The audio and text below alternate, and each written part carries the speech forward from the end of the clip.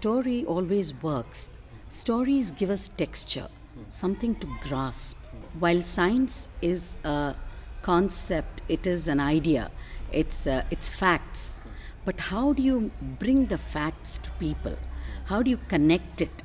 How do you make it more palpable? And that is what stories do. Chemistry, biology, mathematics. Alva Edison had actually documented 1,000 failures before he did the first light bulb. And for a child to know that it took 1,000 tries to make one light bulb happen is of great importance. To know that this is what the light bulb is. When you look at the light bulb, you remember the man who did everything that the world today enjoys. So humanizing concepts is a very important technique. I have nothing to eat. What I'll do with rubrol?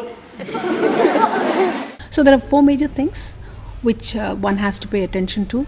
That is the voice, the language that you use, the expressions, and your body language. So when these 4 come together, in meaningful ways, then you create magic. Then truly a story comes alive. I have been using STEM stories, not STEM as such, but stories to teach scientific concepts, elementary basic science.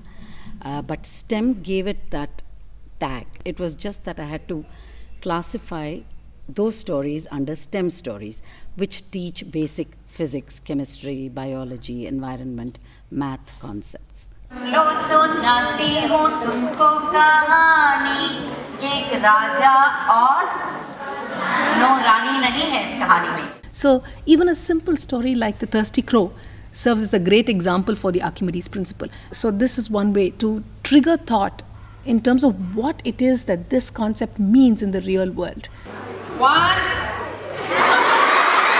Puppets is one of the medium that I use to do my job effectively. Visualization is very important for stories, for your imagination to grow. Music and puppets and sometimes props are used to tell stories because it acts as an effective tool and hooks the audience's